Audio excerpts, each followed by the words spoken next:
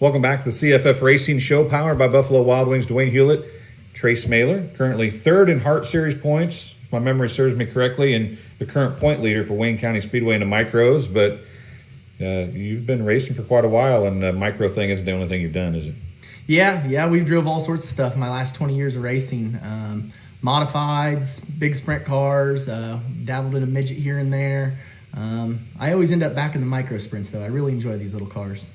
Well, they get around this place pretty cool. First time you've been in the tower, which means you never came up to argue with anybody in the past, apparently. Huh?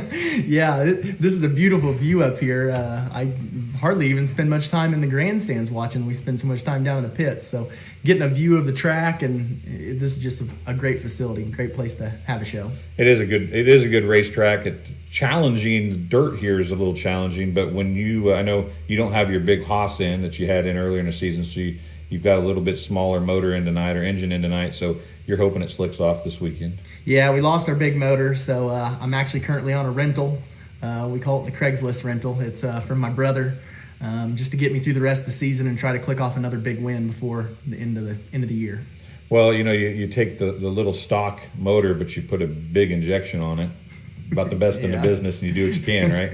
Yeah. The poor old stock motor. She doesn't like me the last week or this week. We're giving her all she's got to get all the power we can out of it. Well, you got the Engler injection on it. You can't really get much better than that, can you? No. Tim and everybody at Engler Machine and Tool, they are phenomenal on technical help. I have the exact same stuff in my big sprint car as well. What more can you ask for? It's a phenomenal injection system. Well, you've got a complete sprint car sitting at home.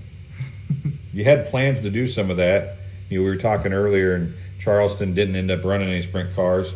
The micro deal with the HART Series and this, and then with Wayne County and everything, you got into a points battle. You're winning points, and then at some point it becomes, well, maybe we better just make sure we make this non-wing micro thing work. Yeah, it's we built the new sprint car this year, new power plant. From Motorsports Unlimited out of Terre Haute, Indiana.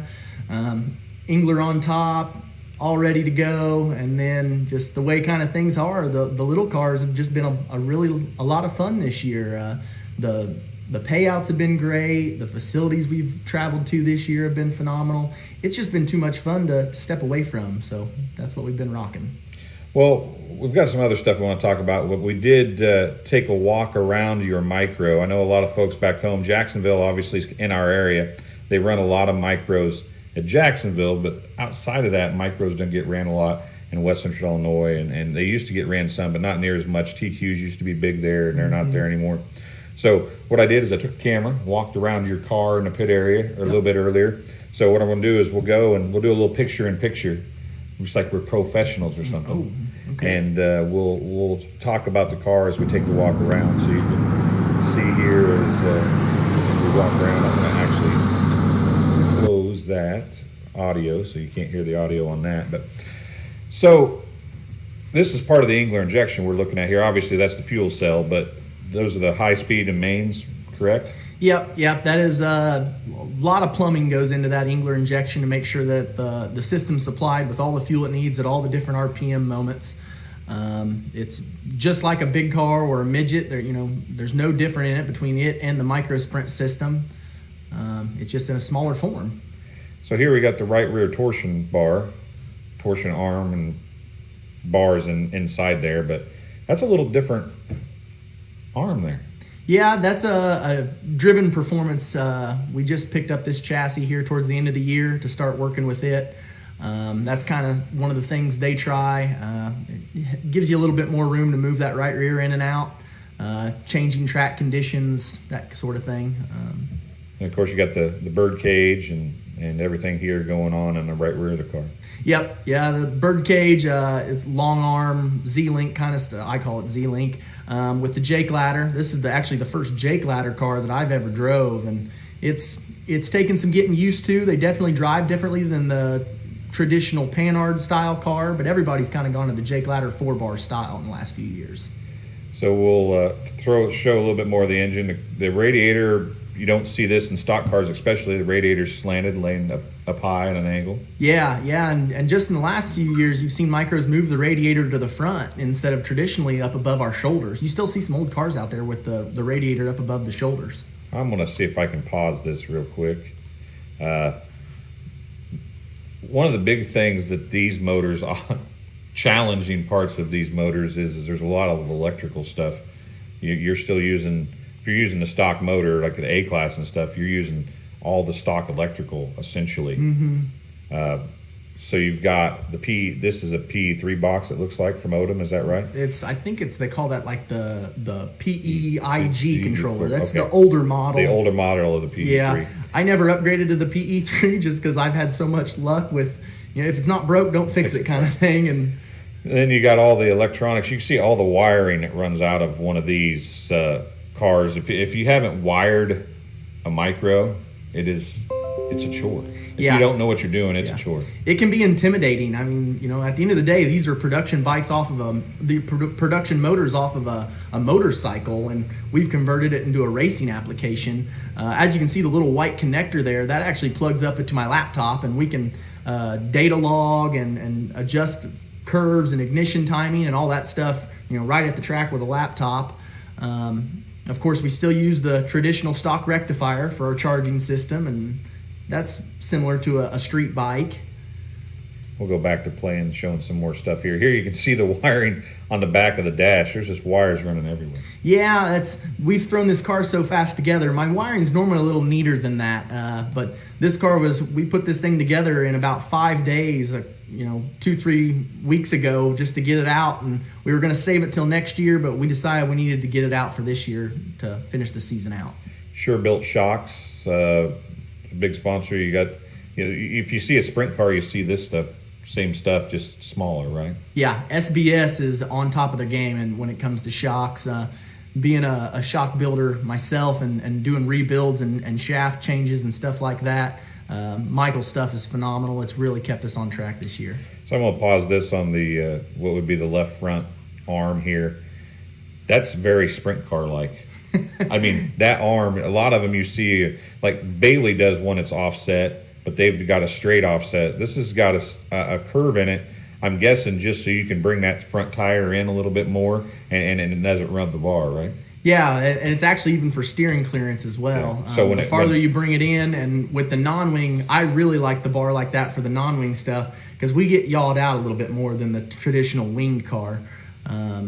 Also, as you see, adjustable shock cables, anything we can do to tune in that front suspension. So that tire will turn right into that gap, ideally, right where that bend is. Give you a little more turning radius. With that car solid all the way to the left, it is firmly in that S bend. And you can see the tie rod going across the front. Steering box here, that's something that's a little different as well. Usually like sprint cars and stuff have the steering box right inside with you. This is a different kind of rack and pinion kind of system. Yeah, and with the D1s, it's a rack and pinion mounted on the frame, where traditionally all of my other micro spins I've ever drove it's a axle mounted steering box. But with the power steering in this car, once again, also a first that I've ever had.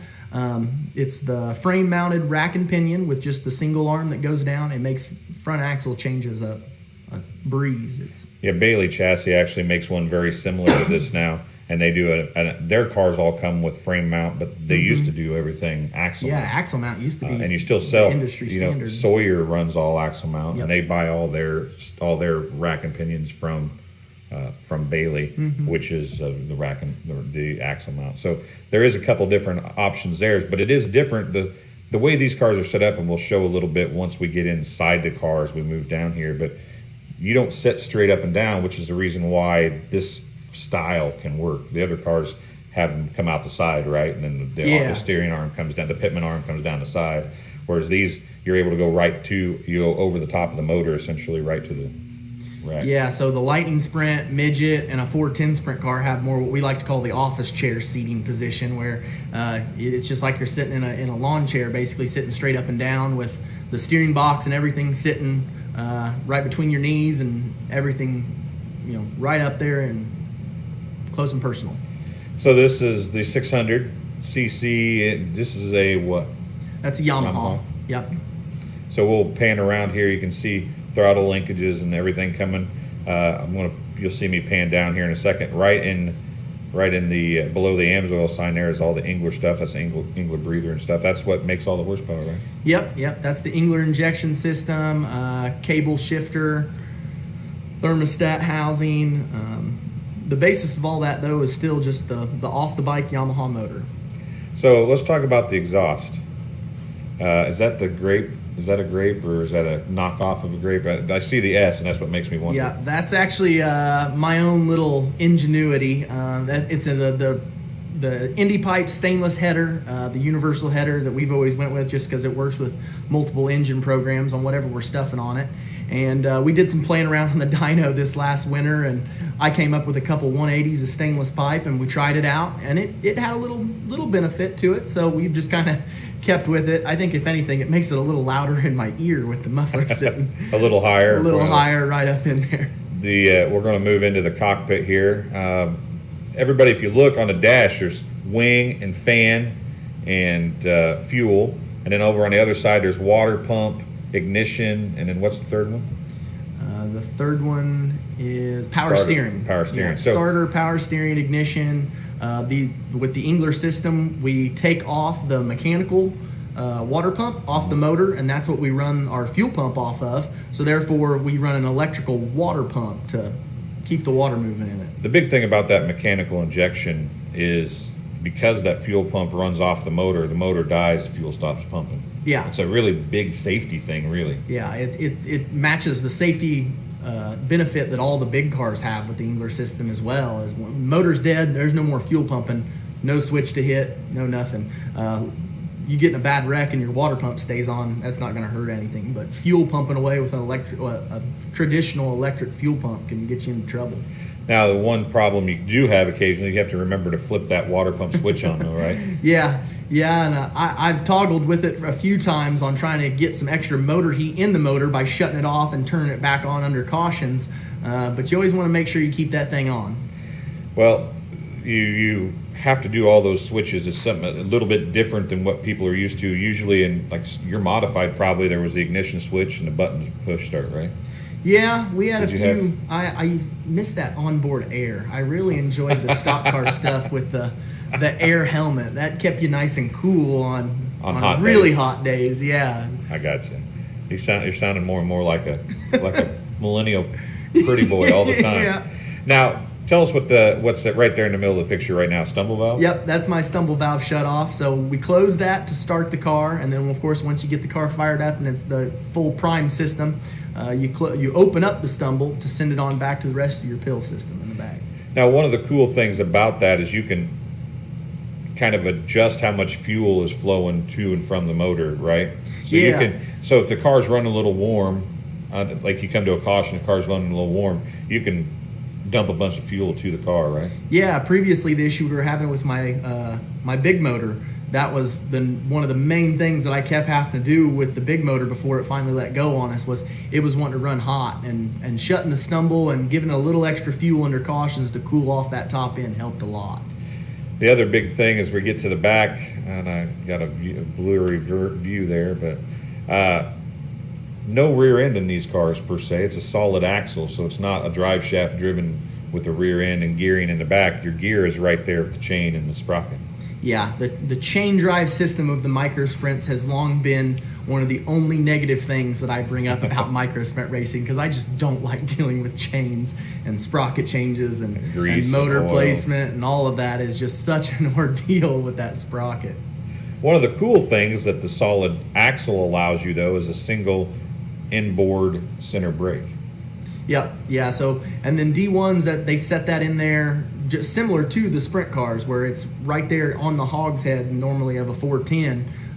It's sucked in, and then we run the brake rod for the micro sprints to simulate like it was tied to an actual rear end housing. And that helps in the handling of the car too, right? The brake, the height of that brake rod affects that some too, doesn't it? I've got a few rookie drivers that I've been working with in my camp this year, and both of them that I've been working with them on is learning to use the brakes to get these cars around the track.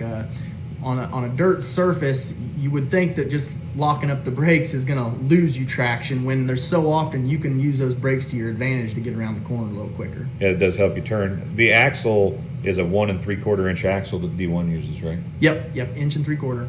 And you get rid of that. Outside here, you're talking all the same stuff. You got your spacers, you got your splined area that you're putting stuff on. I mean, it looks similar.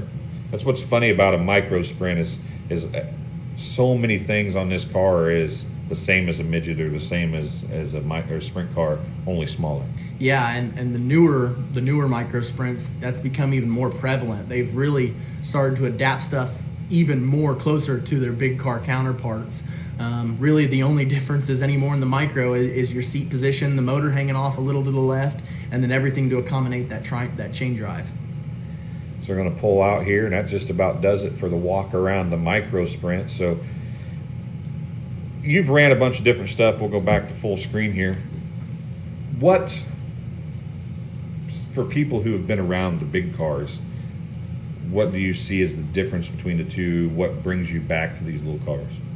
The little cars are, everything you drive is always going to be a driver's challenge. The little thing that I like about the little cars is they're just so quick. I mean, your reactions have got to be fast. You've got to be on top of it. I enjoy racing some of the young and up-and-comers that are coming up in the sport. I realize that I'm not as young as I used to be. I heard somebody this year call me a veteran. That was the first time that I've ever heard that in my racing career. So at 28 years old, I'm getting ready to become a veteran, I guess. So racing the younger kids, the younger generations, they take to these cars wonderfully, and they're great competition to run against. I know sometimes they get a bad flack of running people over or doing stuff. At the end of the day, they're kids learning, and everyone's enjoying this sport. I would say 90% of people who have ever started racing, if they really tried to become something, did that. They ran somebody over, sometimes on purpose, but mostly on accident. Yeah. I mean, that's part of learning. Unfortunately, that's just part of the deal. If you're trying to get better, you're pushing the car more than you probably should, because you have to in order to know how far you can push it, right? Yeah, it's goes back to one of my dad's old sayings. Whenever I'd get a new car, he would always say, within the first 5 laps, Trace is going to push it, and we're going to find out what it can do. Because that's always traditionally was my thing, was pushing it really hard right off the bat, find our edge, tape it back a little bit, and start there. Now, it's funny you say that, because Court, your younger brother, just started this year. Done a really good job, but you're saying you think he needs a wing because he just doesn't understand the slow down part. Yeah. Anybody that watched Court run quarter midgets years ago, he was more of a timid and focused on hitting lines kind of driver, and his 15-year absence from the sport really turned him around into a different kind of wheelman now. So not a bad thing. We don't have to worry about him not pushing it hard enough. We found out pretty quick his limit, and he's tapering it back slowly and learning to make the car slow down to go faster kind of thing. It's really annoying to have to actually do that. You hear it all the time, but it's probably annoying to have to do that, isn't it? Yeah, to the whole mindset of that I'm going to slow my reactions and slow my rhythm down and everything to in turn make faster lap times is tough. It's a tough concept to grasp, but once you get a hold of it and you really understand it, you get more front row finishes kind of stuff. So you're a veteran. Now, if you're a veteran, that means you have to have a real life outside of racing, because you're not doing this full time. You've had a lot of experience. You've done pretty good for yourself since you got out into the real world. Yeah. I went to school. I got my degree in accounting. I later on became an accountant.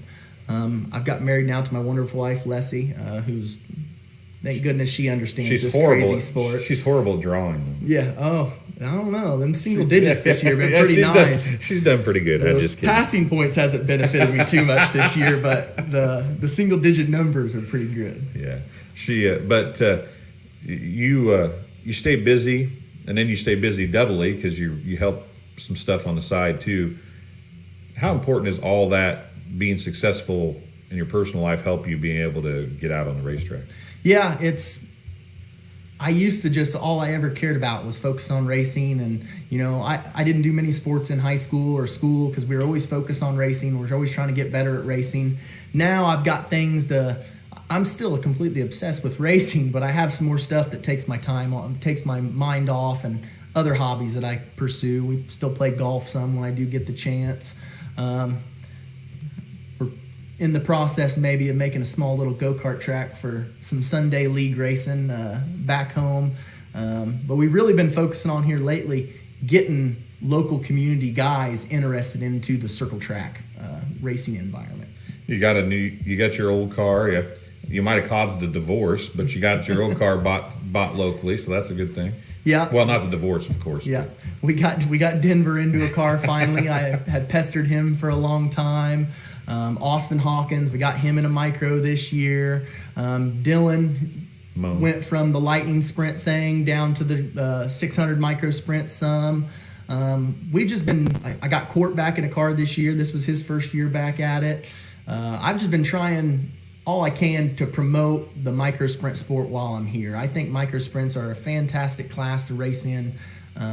It's affordable for the most part. If you get in some of the simpler classes and you don't go into the full outlaw stuff and run Power I and that kind of higher end, I guess, level, but I think it's just a really great class all the way around. Well, Jacksonville does run them on a weekly basis, not too far from anybody that'll be watching this show. Well, any of the kind of base home area that'll be watching this show. You can get into a micro at a decent price. Now, if you want to run the Power I stuff, you're spending a lot of money, but you can get in and run Jacksonville on those weekly shows and be competitive for a decent amount of money. Yeah, I honestly think anybody can get in a pretty decent micro for $5,000-6,000 and have a fairly decent piece of equipment and motor to get it done with. Sorry about that, folks. Got a phone call there. So let's talk about the HART series a little bit. You've made all the HART races we talked about earlier. What do you think? You know, Power I has always been around with the wing stuff, which is a great series. They do a great job. They get some decent pay, and they get a lot of cars. Non-wing hasn't had that. HART kind of offers it. What have you thought so far? I've been waiting for a series like the HART series to come around.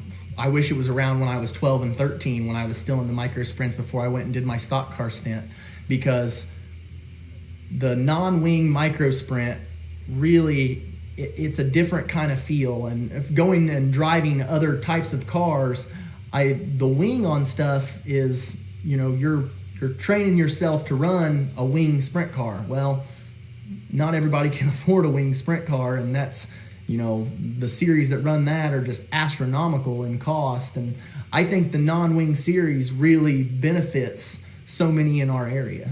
That stock motor you have right now, if you were running, HART's going to have some really good cars here this weekend for 3,000 win. I mean, that'll be some of the best in the country will be here. You feel like you're competitive with that stock motor this weekend. If it was a wing show this weekend, would that stock motor be competitive? No, that doesn't. You can't go away and get away with that. Now, normally non-wing, yes, I do run a bigger motor, but it's not required. It's more of I call it a panic situation. When you need the power, you got it. But you can get away with a stock motor, a good ignition, even carbs. I've been competitive in a non-wing car with a stock motor on carbs before. It doesn't even have to be an injection system. You hear everybody say it's all about driver. Is that really, really true with the non-wing? I mean, I always thought, I mean, honestly, before I started working at Bailey, I always thought there's no way that wing on a micro sprint can make that big a difference until you see one of each, the top guys out on the racetrack at the same time, one without a wing and one with a wing, and the difference is amazing.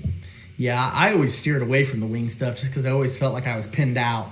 I was pinned out go-kart style just as hard as the car will go. And I think it takes just as much driver skill in that situation, but you're focusing on keeping the car around the track and keeping it free. You're more focused on keeping a free line, where the non-wing, you're focused on trying to get grip out of the track. You're changing your driving style. You're putting your car on different lines in the track. You can see wing guys all day run right through the slick and stick it and come up off the corner. You can't do that with a non-wing car. You're stuck either, you got to roll the bottom and work it smooth, or rip the lip and hope you can bounce off the lip. Hope you can keep your momentum up. It's just a different kind of game. So you're 30-some points out of out of the lead for the HART. You've got a pretty solid lead over Matt Veach in the non-wing for Wayne County. What's your goal this weekend besides obviously a win? I mean, what do you think you have to do to make either a championship in HART or hold on to the championship at Wayne County?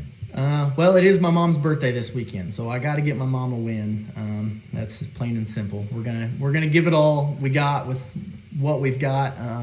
Practice last night, we really learned a lot. I think we got some more speed. Last week, HART front runners with my stock motor. Time-wise, we were pretty close. I think we have the equipment to get it done. I'm just going to stay extra focused for the next 2 nights and hit my marks and not make any mistakes and just put a challenge on all those other guys. I don't want to give it away. Okay. Well, Trace, thanks for taking a little bit of time up here and talking to us. And you already did your maintenance, so you're going to go take a nap now? Yeah, I think it's probably about nap time for me. All right. Well, Trace, thank you very much. We'll be back on the CFF Racing Show, powered by Buffalo Wild Wings, right after this.